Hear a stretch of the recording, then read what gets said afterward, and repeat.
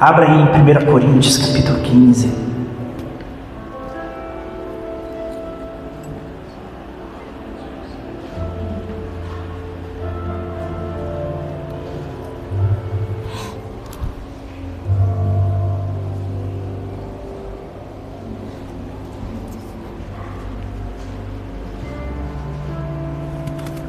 A partir do verso 30 nós iremos ler.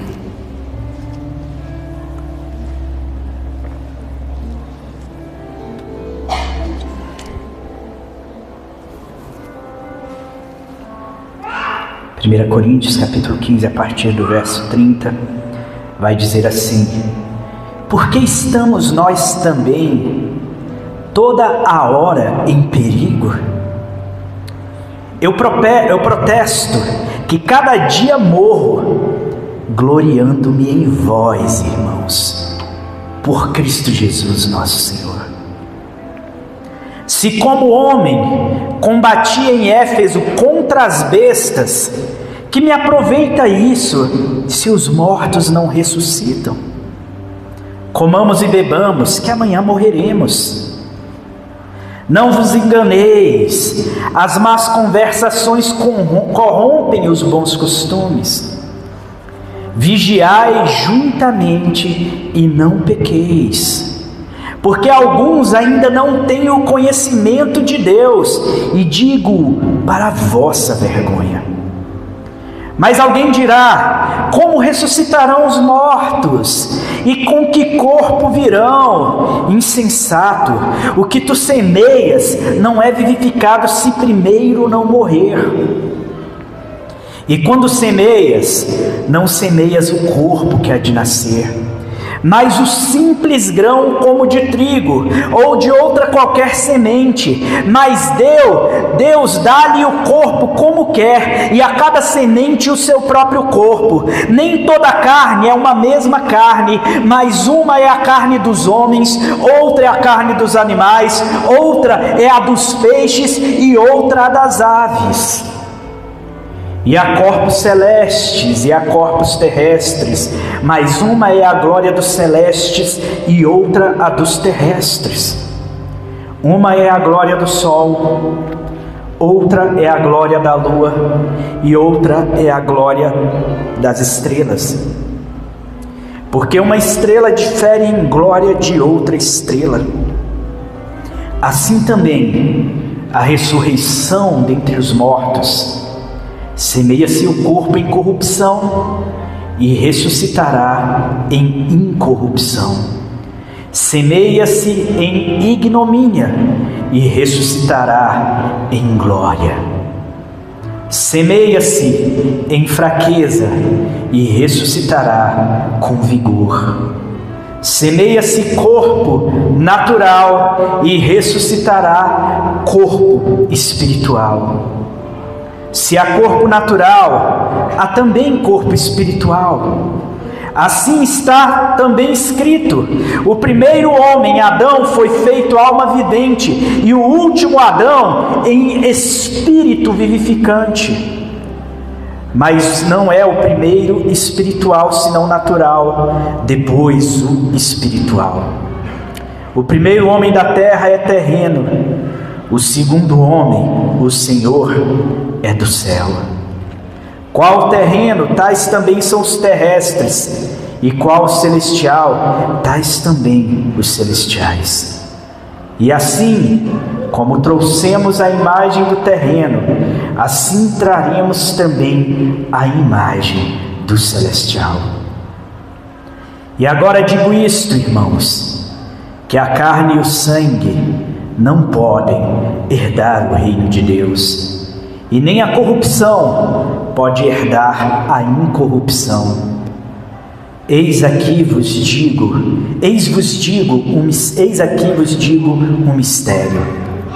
Na verdade, nem todos dormiremos, porém todos seremos transformados num momento, num abrir e fechar de olhos, diante da última trombeta, porque a trombeta soará. E os mortos e ressuscitarão incorruptíveis, e nós seremos transformados. Porque convém que isto, que é corruptível, se revista da incorruptibilidade, e que isto que é mortal se revista da imortalidade. E quando isto que é incorruptível se revestir da incorruptibilidade, e isto que é mortal se revestir da imortalidade, então cumprir-se-á a palavra que está escrita: tragada foi a morte na vitória.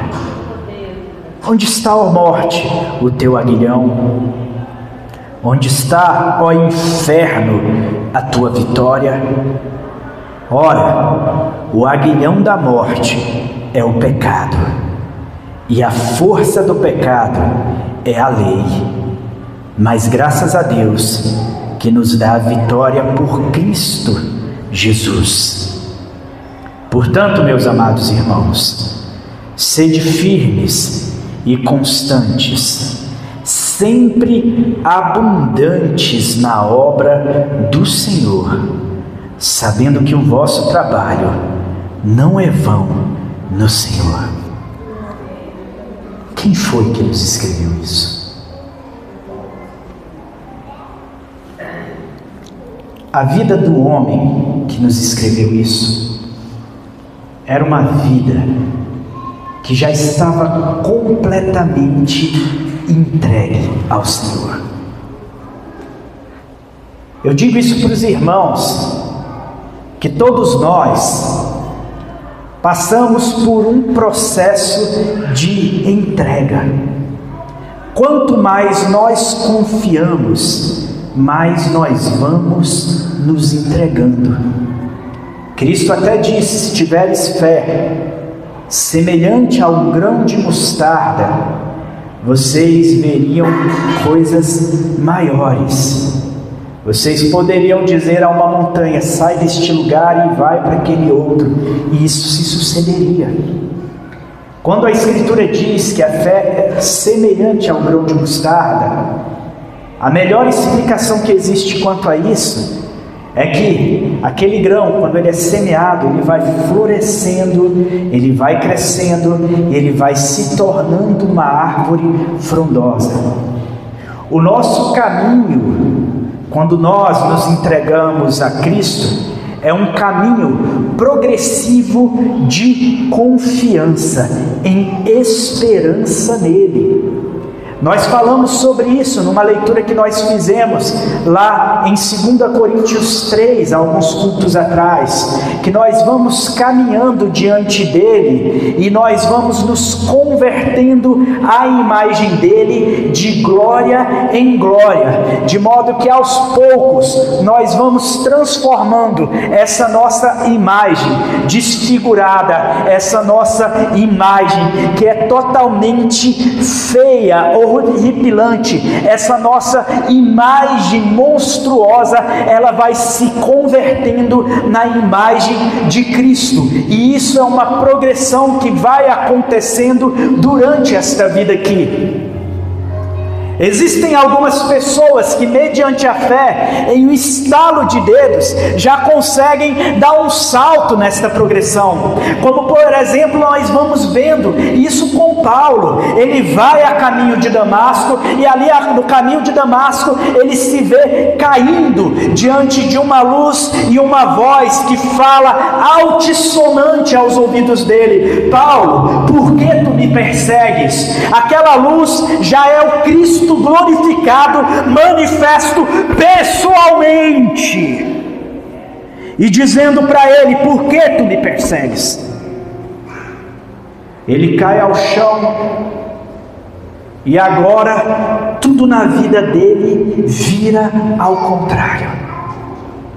Paulo vai, primeiro, ele passa a fazer uma análise completa da sua vida e do que ele entendeu acerca da lei, acerca da Taná, que é o Pentateuco, é a Torá junto com todos os outros escritos do Velho Testamento, acerca de todas as tradições e acerca de tudo que ele acumulou de conhecimento, seja filosófico, seja conhecimento religioso. Ele começa a colocar aquilo em reflexão e ele utiliza Cristo como sendo a chave interpretativa de tudo que agora ele olha e vê no mundo e na existência. E ele se entrega de modo tão profundo que ele recebe revelações indizíveis. Revelações que ele diz acerca destas que é ilícito dizer aos homens, e a palavra ilícito aqui tem o peso de significar que não era possível explicar dentro do nosso idioma, dentro dos conceitos que existem, terminologias e expressões que existem nos nossos idiomas, de explicar o que ele viu. Este homem, ele de fato teve acesso às coisas celestiais de uma profundidade que nenhum de nós pôde ter. E isso significou para ele considerar que nada nesta vida aqui mais lhe era valioso. Nada mais tinha valor para ele. Paulo, ele entendia que não havia sentido em visitar os lugares mais lindos deste planeta, porque o que havia de mais lindo neste universo habitava dentro dele. Ele entendeu que o que havia de mais glorioso em tudo já estava com ele o tempo todo. Então ele não precisava passear. E o único motivo de Paulo sair em suas viagens missionárias, a única motivação dele em sair levando este evangelho aos gentios, é porque ele precisava alertar que havia um juízo,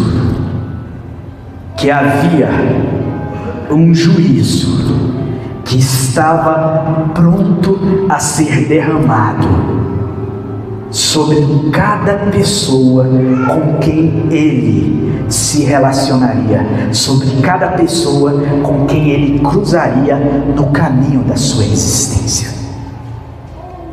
A realidade é que o que nós pregamos aqui, Igreja do Senhor, representa as batidas do martelo como se fosse na Arca da Aliança, porque os que mais vão viver aqui provavelmente chegarão a 90, 100 anos, e todos nós, em algumas décadas, já não seremos, quem sabe, nem uma memória. A maioria de nós não vai ser mais nem uma lembrança nesta existência aqui. A maioria de nós vai entrar no completo anonimato. Quem aqui se lembra do nome do seu tataravô? A maioria de vocês aqui não faz ideia de quem foi, mas ele foi uma pessoa que já habitou aqui e que esta pessoa já teve que se apresentar diante do Rei dos Reis, diante do Senhor dos Senhores, e a dependendo do que ele apresentou, ele está na glória, ou dependendo do que ele apresentou, ele não foi confirmado junto a Cristo. Tudo das nossas vidas, segundo este homem que sabe o que viveu, E sabe por que morreu? Tudo das nossas vidas se resume nesta consciência. E se tudo das nossas vidas se resume nessa consciência, isso existe como um alerta para todos nós. No nosso culto passado, eu ainda disse para vocês que na época de Noé, Deus ele estabeleceu para aquela geração um prazo de 120 anos. Ele colocou uma ampulheta na eternidade, virou de cabeça para baixo e a contagem regressiva começou. Pá, pá, pá. Cada areia do tempo que descia sobre esta ampulheta, isso daqui eu estou falando de modo figurativo, isso não aconteceu, mas cada instante significava a aproximação desse tempo de juízo. A nossa grande pregação, a motivação de nós termos que avisar a todos que estão à nossa volta é que em breve, e muito em breve, todos nós teremos de encarar o Rei dos Reis e Senhor dos Senhores.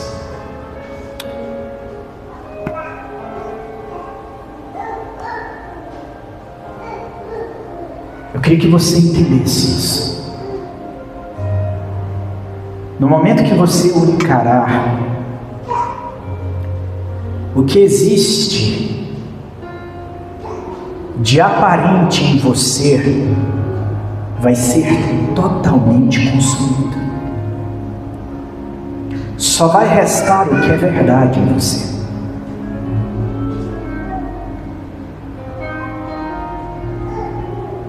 É bem interessante nós fazermos uma leitura acerca de nós mesmos, porque a gente vai começando a sondar e ver o tanto que a gente consegue ser falso. Quando eu estou orando diante do Senhor, eu começo a orar, eu consigo ver o tanto que a minha capacidade de não ser completamente sincero quando eu estou orando sozinho. E aí eu olho, tá vendo aí, meu Deus, isso daqui não é verdade em mim. Isso daqui não se trata de total sinceridade em mim mesmo, e isso precisa ser aniquilado de dentro de mim, para que a tua verdade, para que apenas Cristo sobre. É necessário que toda aquela aparência de mentira, de vaidade, de arrogância, de falta de sinceridade, toda aquela aparência de vontades viciadas que ainda existem em meu ser, elas têm que ser aniquiladas uma a uma, para que sobre apenas Cristo. E como isso é difícil! E é por isso que normalmente as nossas orações começam com arrependimento e terminam com arrependimento, porque a gente vai percebendo o quanto nós ainda estamos distantes disso.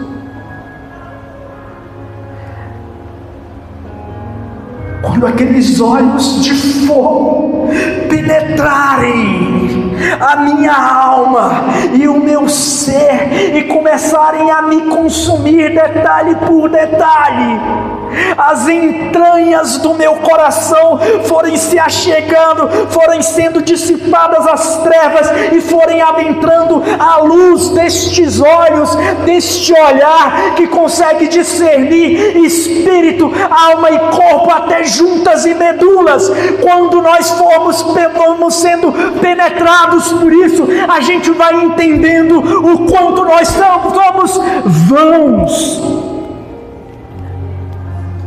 e o quanto a gente ainda tem a mudar, e o quanto a gente ainda tem a modificar, e o quanto ainda tem desta obra a ser feita em nós. Na inauguração desta igreja, aqui no primeiro culto nesta igreja, eu falava sobre este templo que ainda está em construção, ainda tem muita coisa o que fazer. Eu falava até que isso se parece muito conosco em construção, mas eu digo para vocês, quando eu olho para mim mesmo, às vezes o que eu vejo ainda é só escavação e terra. Às vezes o que eu vejo é apenas o lote, ainda precisando aplanar, ainda precisando de aterro em alguns lugares, ainda precisando de escoro de um lado do outro, porque não existe sequer capacidade em mim para suportar o edifício espiritual tal qual o Senhor tem projetado para realizar na minha vida. E quando a gente vai entendendo a profundidade disso em nós mesmos, e a gente se enxerga tão vil, tão perverso, que nós vamos vendo quanto que nós somos falhos na nossa capacidade de amar, o quanto nós somos falhos a nossa forma de manifestar amor por quem a gente se importa. Imagina por quem a gente não se importa.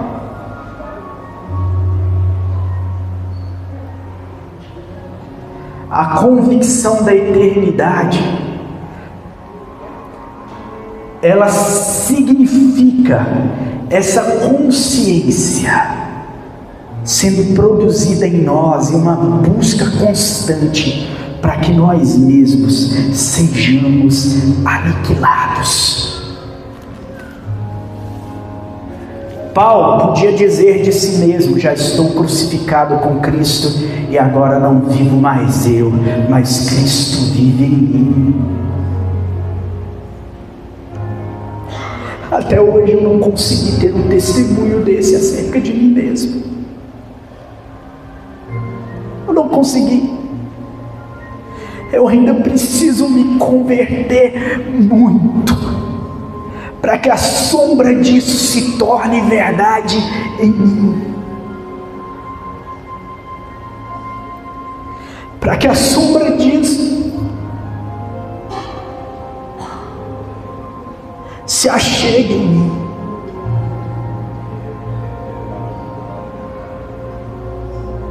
Para que em algum momento eu possa dizer: sim, Cristo vive em mim. Mas o que eu vejo ainda é muito eu.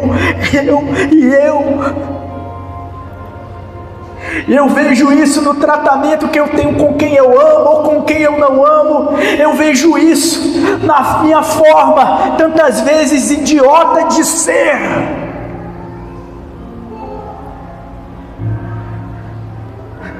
Eu vejo isso quando eu tento impor sempre as minhas razões. Quem já é crucificado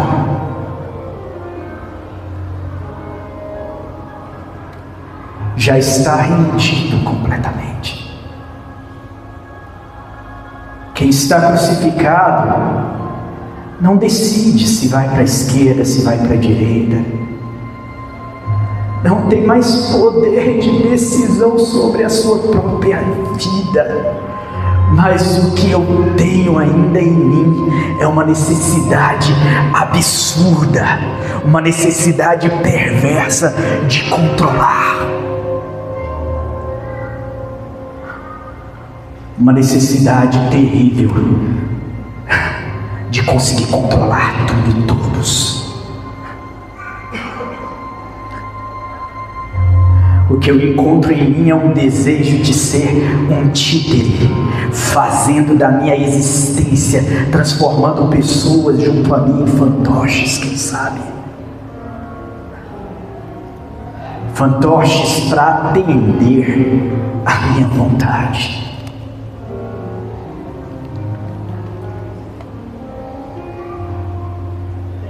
Quando a gente pensa nisso, a gente vai compreendendo o quanto que orar E se entregar e se derramar diante do Senhor é importante.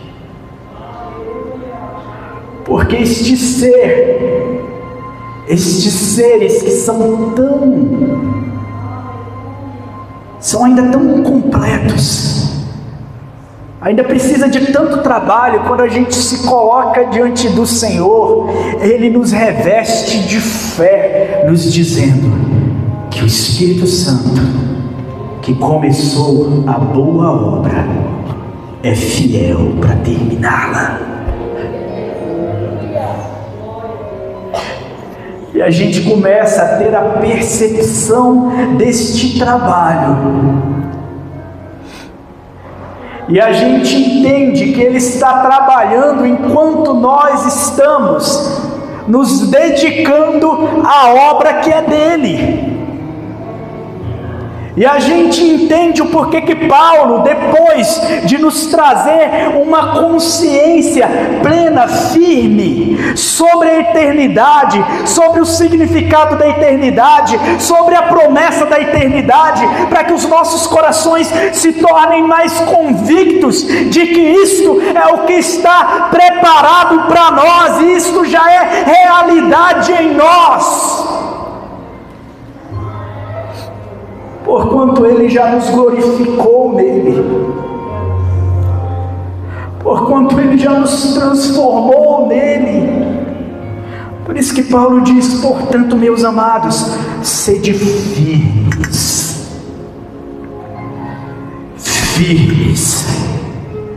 e constantes, e sempre abundantes na obra do Senhor.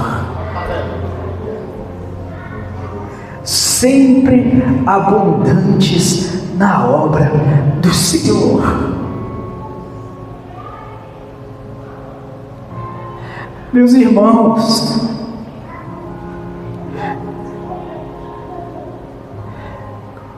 isso quando entra na nossa mente, a gente vai vendo tanto que as outras coisas são vãs,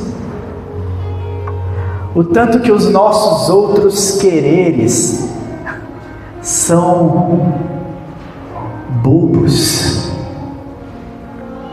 O pregador, quando escrevia Eclesiastes, ele dizia: vaidade de vaidade, tudo é vaidade. Ele chega à conclusão, eu gosto sempre de olhar para Salomão, porque Salomão foi o homem que teve a possibilidade de viver tudo que é impossível para muitas gerações viverem. Eu já falei isso para os irmãos, que Salomão ele experimenta tudo de uma forma e de uma intensidade que nenhum de nós vai conseguir experimentar, mesmo vivendo 1000 vidas. Salomão ele planta vinhas, ele faz acordos, ele estabelece alianças, ele é um negociador e de extrema capacidade.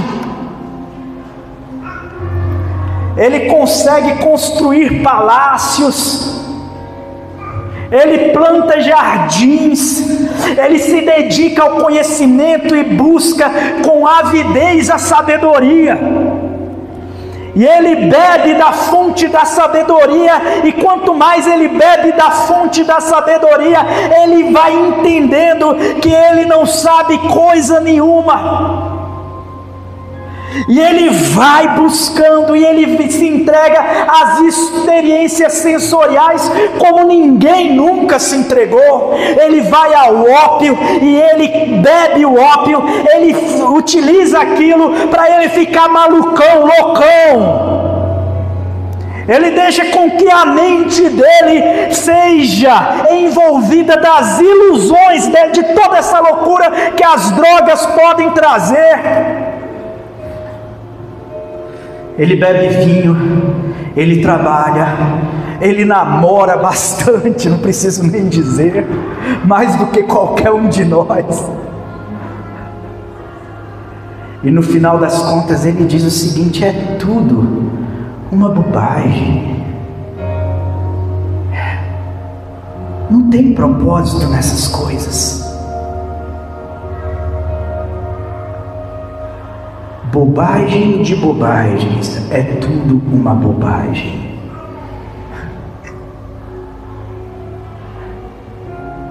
Agora aqui nós estamos diante de um homem que não se entregou a nada disso.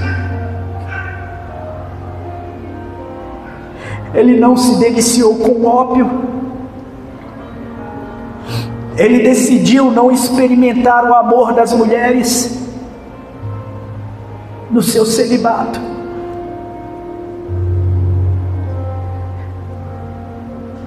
Ele decidiu não ser o maior intelectual da sua época, o maior filósofo da sua época. Ele decidiu não ser conhecido por isso. Isso porque o que ele experimentou, o que ele provou,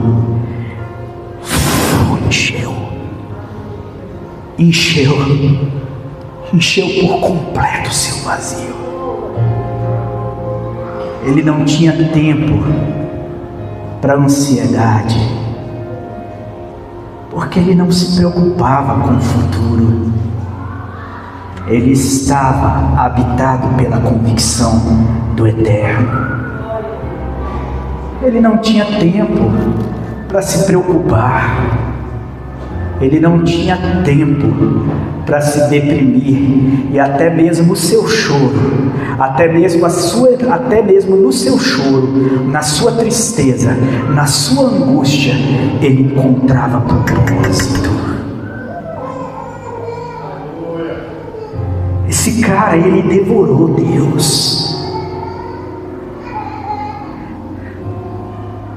Ele foi guloso ao extremo diante de Jesus e o comeu. Ele se lançou com avidez no pão da vida.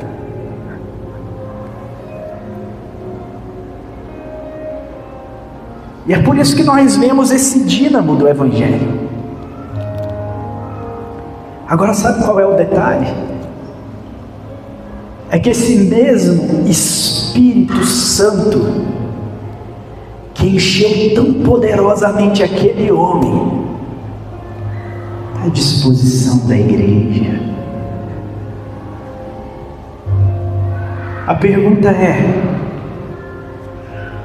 quanta fome nós temos? Quanta fome nós temos? O quanto nós queremos disso?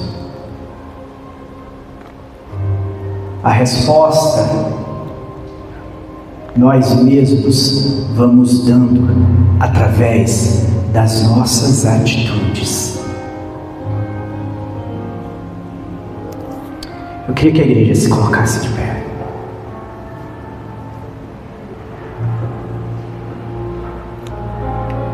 Portanto, sede firmes e constantes. Quem sabe o que significa a palavra constância aqui? Levanta a sua mão. Quem sabe? Todo mundo sabe. Quem sabe o que significa a palavra firmeza aqui? Quem sabe o que significa a palavra abundância aqui? Portanto, sede firmes no Senhor. Sede firmes na obra do Senhor. Sede constantes na obra do Senhor. E sede abundantes na obra do Senhor.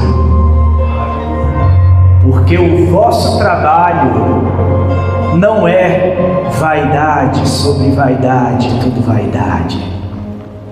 Porque o vosso trabalho não é vão no Senhor. Senhor Deus e Pai, nós te louvamos.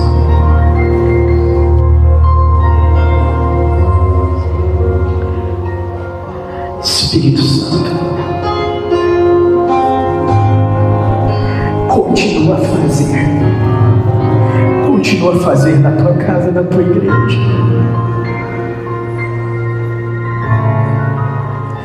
Continua a fazer em nós. Continua a agir em nós. Espírito Santo, continua a trabalhar, continua a arar, continua a preparar, continua a terraplanar, continua, Senhor. Faça os aterros onde precisa ser aterrado, arranque o que precisa ser arrancado, meu Deus. Prepare os fundamentos.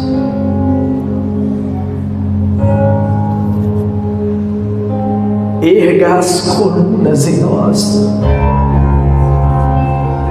Trabalhe em nosso ser, para a glória do Teu nome.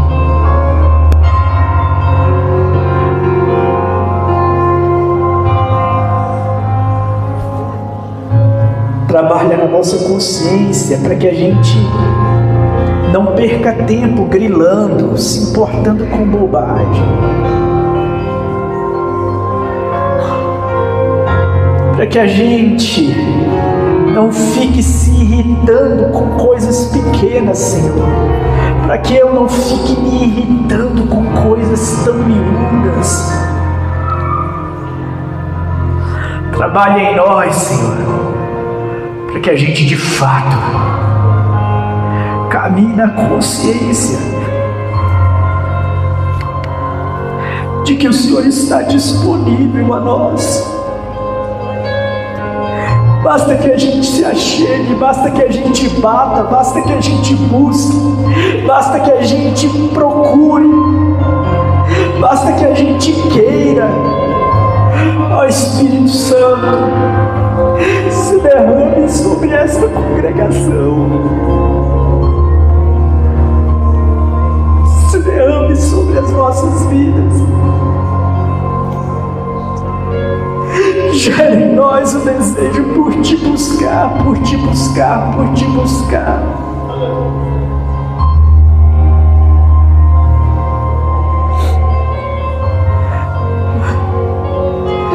Ó Jesus, continue agindo em nós. Nós te louvamos e nós te agradecemos, Deus. Nós te louvamos e nós te agradecemos. Amém, amém. Pastor Divino.